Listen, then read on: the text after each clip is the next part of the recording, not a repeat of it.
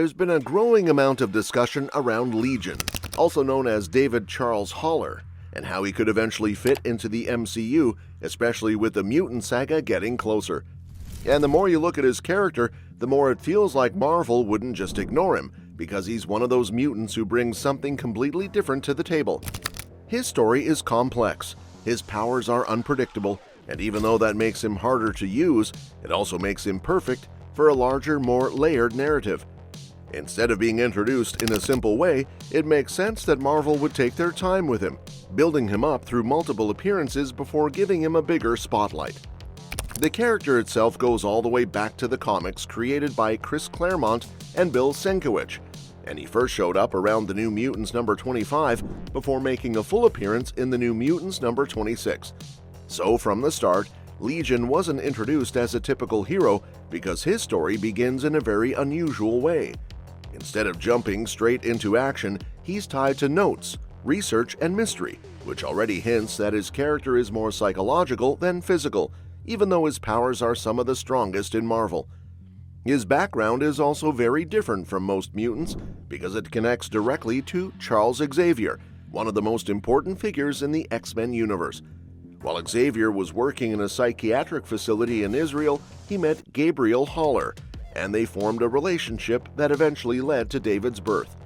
But the key detail is that Xavier didn't know about his son for a long time, which creates a gap in David's life that affects everything later. Growing up without that connection already puts him in a different emotional space compared to other characters. As a child, David went through a traumatic event that completely changed his life. He was living with his mother and godfather when their home was attacked by terrorists, and at that moment, his mutant powers first appeared. But instead of a controlled awakening, it was chaotic and destructive, because he ended up destroying the minds of the attackers. And while that sounds like a display of power, it came with a huge cost.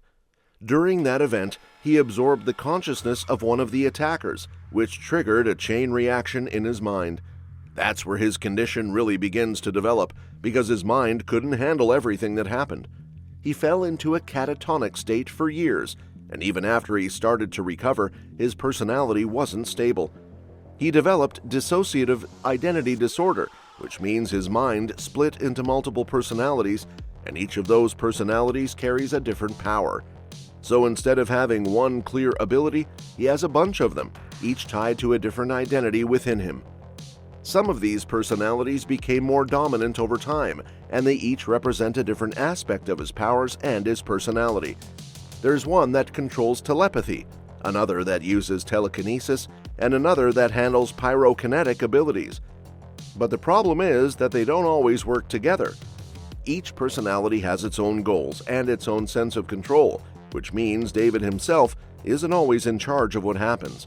And that's what makes him such a unique character, because his biggest struggle isn't just external threats, it's what's happening inside his own mind. While staying at Muir Island under the name of Moira McTaggart, David had moments where he showed just how powerful he could be. He managed to save lives by accessing one of his alternate personalities, but that also created new problems because it allowed that personality to take over. So even though he was helping people, he was also losing control of himself at the same time. That balance between power and instability is something that defines his entire story. Things get even more complicated when he becomes connected to the Shadow King, a powerful psychic entity. Under that influence, David ends up causing massive destruction and even killing another mutant, which shows just how dangerous he can be when he's not in control. And after everything that happens, he falls back into a coma, which kind of resets things, but doesn't really solve the underlying problem.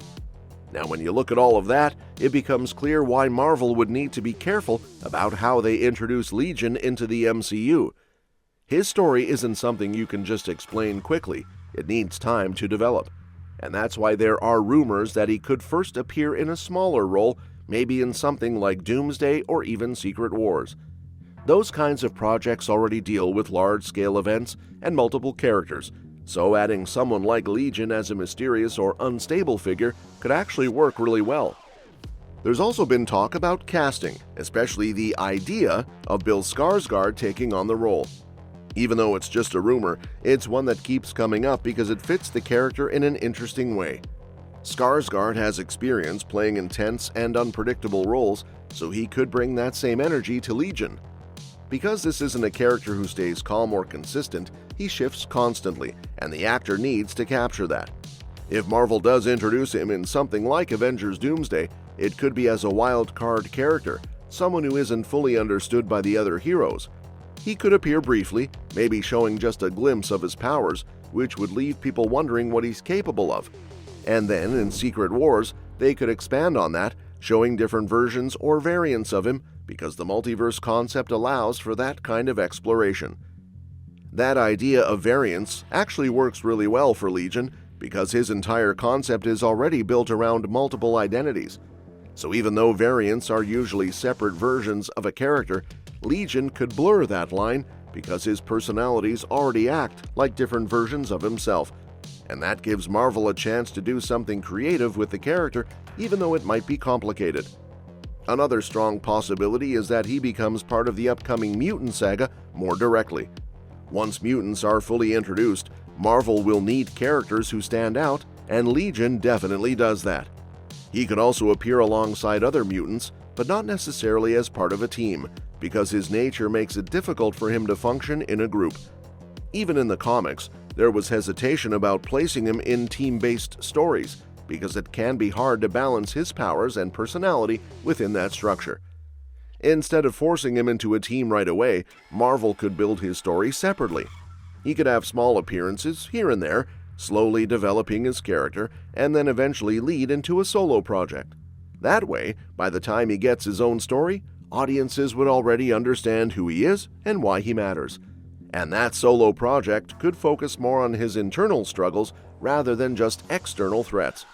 Even though he's powerful enough to face major villains, his real conflict is about control, identity, and understanding himself.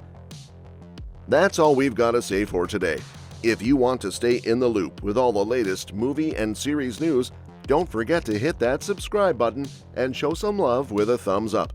I'll be bringing you fresh updates on upcoming films before they even drop, so make sure you're locked in. From royal, high-level DCU and MCU breakdowns to the quieter rumors that don't always make headlines but often turn out to be true, we cover it all.